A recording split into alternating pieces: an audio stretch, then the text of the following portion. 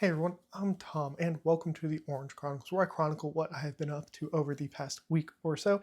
Let's go ahead and start off with the books that I finished over the past week, and that is The Sorcerer. I think it's actually just Sorcerer's Legacy, not The Sorcerer's Legacy, by none other than Jenny Wirtz. This is my third World of Jenny Wirtz, and this, I believe, is actually her first published novel. And it was really interesting to go back this far into like her catalog and just see. It's something I do like to do for authors, especially one that I really, really like, is to go through and see what they have written and how their writing has changed and everything throughout time. I ended up giving this one a 4-star rating. I think this might be my least favorite Jenny Wirtz book, but it is still really, really good. And I think that is just a testament to her as an author. This is quite a different story compared to a lot of things that I have written. It starts off very fast paced and the subject matter is very different. We start off with our main character, and she's basically forced to make a decision of staying in her conquered kingdom. Her husband has been slain and she is pregnant with his child, and basically become a concubine to this conquering kingdom, or to go with the sorcerer who comes to her and says, hey, you can save my prince, basically in another world. And she makes a decision from there, and the story progresses onto there. I think there are a lot of really interesting examinations of grief in here, and I don't think everything lands perfectly. The ending was really interesting for me because it felt like there should have been some bigger emotions, but also at the same time, like it worked in the story. So it was really fun to go back and read this one. This is one of her standalones, like I said, and just I don't know. I really do enjoy seeing like the progression of a writer, and even in this early of a work from her, you still have that Jenny Wirtz feel to it, right? The writing is spectacular. Her world building in a very short amount of time is done extremely well. The political and court intrigue that is going on in here is developed rapidly, and definitely you have some curveballs. I buddy read this with Zachary Shea, and at one point I made a prediction, and I was so confident in that prediction. I basically said that this character is going to be a hero, or like probably be the hero of the story. And that could not have been more wrong. I mean, absolutely, it was hilarious. I have the Discord message from it. Hilarious, could not have been more wrong. But that's fun in a book, right? To not be able to just predict what is going to happen. Yeah, Jenny Wirtz definitely surprised me. This book was shocking. I was reading this late one night because the ending of it like really had me wrapped in, and I was just going through. And this moment happens that I'm talking about, where this character does something that I is unbelievable. What is happening? And I'm just like, oh my gosh, I cannot believe that just happened. So like those shocking moments like that are great. Like I said, maybe my least favorite Jenny Wirtz book, still an amazing book. I should have looked where I had ranked it in my top 10 or in my top books of this year, because it's probably close to the top 10. I think it might actually be 10th now that I think about it. I'd have to double check. But anyway, all of that to be said, and a fantastic book. Really enjoyed it, and glad I got to read it and got back to some Jenny Wirtz, because it has been quite a few months since I read anything from her. So it is very nice to get back to her. Now on to what I am continuing to read, and that would be By Blood, by Salt by J.L. Odom. And I'll be honest, when I first started this, I've heard a lot of praise for this book. I think Philip Chase told me, who we will be talking about, Philip. Philip, our pickleball match, it's got to happen. But I was like, I have so much praise. Like he said, it was the best one he has read from the Spiff Box competition, all of this stuff. And I was just like, we're reading it. I'm like, oh my gosh, okay, a lot of setup, a lot of names. What's going on? And then we hit this chapter in this book where all of a sudden I was like, oh, even if nothing else in this book is something I enjoy, if everything else about this book sucks, there's a character who you are supposed to hate that I hate. And I despise that character, and I will enjoy this book just to see what happens to that character, because it's got, hopefully it is something horrible. It's like that character who, if something bad doesn't happen to them at some point, it would be so frustrating. So I'm sure something bad at some point will happen to this character, and I will read every book in this series to find out what bad thing happens to that character, because that's just how hateable they are, which I think, I'm still very early on to this book. I don't think I said that. So I think this is going to be a book I very much enjoy reading as I continue in, being this early on, and like that first hook is in me already, and I can only imagine that more will go in as time goes on.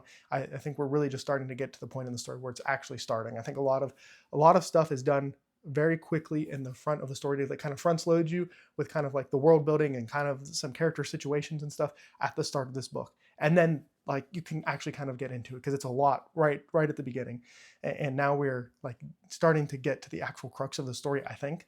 And yeah, but no matter what, that one character alone is going to be worth reading for me because, man, I already despise them. And I can only imagine they're going to do more and more worse things as the book continues. So to see them get their comeuppance at some point is going to be something that I'm very much looking forward to. And now the other book that I'm reading, this is all in good fun, but that is by Philip Chase. This is While Darkness Gathers. This is the sequel book to the Idan trilogy, a trilogy that I really liked, a trilogy that is probably in my top 10 of all time. I'd have to sit down and make the list, but I think it is a series that would make it on. And so I was curious on how this book was going to feel. I think there is an inherent risk in doing a sequel book to a very well concluded trilogy, especially with one that is going to pull characters from that original trilogy. This book takes place just 16 years after, so there's a gap, but it's not like a huge gap. Like other characters from the original trilogy are still around. I won't say who for any reasons. So I was curious on how I would feel about it and how the story would feel, because you don't just want to like rehash old things. You want to have like a good blend of like new and everything. And so far, I'm not super far in, crushing it. It feels so good to be back. And I was a little worried. I was like, am I going to feel like I wanted to be back here? Or was I so satisfied with the conclusion of the original trilogy? Like, I don't know, is it going to feel weird going back? Absolutely not. It feels so good to be back. It's so nice to see some of those old characters. I'm already enjoying the new characters. But what I was saying earlier is I made a joke that I have beef with Philip about something he might be doing in this book. And I wish I could say what it was, because it's a huge spoiler for the original trilogy, right? And so maybe I'll message him and say, but in a recent video I was in, which I can talk about now because I was going to talk about it later, but the Book Street Boys are starting a podcast that's over on Preacher Reach channel. And I basically said I had beef with Philip and that I was going to have to fight him if he is doing what I think he might be doing in this book. And then he challenged me to a tennis match, and and today Philip had his 50K live stream, and we settled on pickleball. So we'll see what happens, Philip. We'll see if I need to follow up on that pickleball match or not.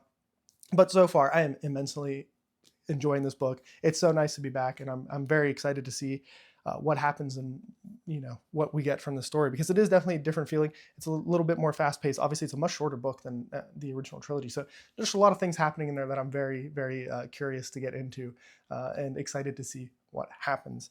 And that will lead me to what I plan on reading next. So my hope is that I will finish. I'm going on to the beach this week. I think I leave like midway of the week or something like that. So my hope is to finish By Blood, by Salt by then. If not, I will definitely probably finish it on the drive to the beach, because it's about 4 hours or something. And then I will start a nonfiction book, which is something I don't read a whole lot of, but it's one that was definitely pushed on me a little bit and sold to me by It's Lit Book Reviews, but that would be Julius Caesar. And so I like to read 1 or 2 nonfictions throughout the year, and that's going to be this one. I think it's going to be pretty cool. They told me over there that it reads much more like a fiction story than like a history book, which is kind of what I want. So that is something I will be picking up once I finish By Blood, by Salt. And then on the comic front, so we can kind of combine 2 categories here. So I did not finish the Invincible Compendium. As you can see, I don't have it with me. I had to return it to the library. I did not get anywhere even close to finishing that. So I had to return it. I'm in line waiting for it again. So whenever it's my turn to get to it, probably in the next couple of weeks, hopefully, I will get back to reading that. But I did find this. So actually my girlfriend got this from the library, and this is the continuation of Buffy the Vampire Slayer. So if you don't know, I'm a huge fan of the TV show. Her and I watched it together, and it was just so much fun. I had such a good time with that. And this is like the official continuation of the story, and it was written by Joss Whedon, who obviously wrote the TV show. So I'm excited to see what happens. This is like apparently the unofficial 8th season of Buffy the Vampire Slayer, which is a funny thing to say because it's a comic, but apparently, the TV show didn't continue, but the story continues here in these comics. So I'm going to also be going through that and reading those, because I am a huge Buffy fan, and I want to see what happens. If there's more to the story, especially as long as it's written by like Joss Whedon, I think it's something I'd want to continue to do. I think at some point there's comics that are not written by him, but because this is like, his brainchild, if he's writing stuff in that universe, I would definitely like to see it. I don't know if I will ever do I think there's a new reboot show that maybe, I don't think he's attached to it, but like a lot of the original cast is, so I don't know what will happen with that. But that is some of my comics plans. I didn't read any manga. Manga has really been is dried up for me right now because I've just been really into comic books, which is a lot of fun. And then just to quickly wrap things up here on the watched front, I have been watching Ink Master. I don't have any tattoos. I don't have plans to ever get tattoos, but there's something about Ink Master, like the combination of like trashy reality TV, but getting to see really cool artwork and tattoos and stuff. It's just like a perfect blend to show that I've watched every season of Ink Master except like the most recent ones. And so we're watching that right now. And it's just one of those shows that's like, I don't know why, but it's fun to watch. But that has been my week. Definitely let me know about yours down below in the comments. Philip, I am coming for you if what is happening or what I think is happening might happen. So just, keep a lookout from me. And but yeah, definitely let me know down below in the comments or hit me up on the Discord. You guys are always more than welcome to message me there as well. But remember to read what you want when you want.